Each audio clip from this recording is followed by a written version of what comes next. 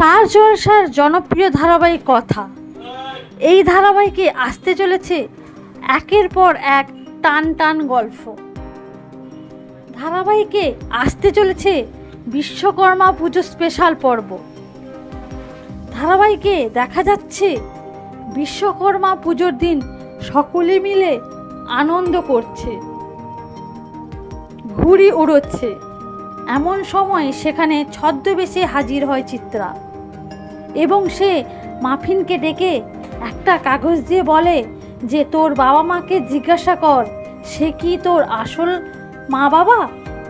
এই কথা শুনে কথা এবি খুবই আশ্চর্য হয়ে পড়ে এবং এর মূলে যে চিত্রা আছে সেটা কথা এবি জানতে পেরে যাবে এবং চিত্রাকে তারা কঠোর শাস্তি দেবে।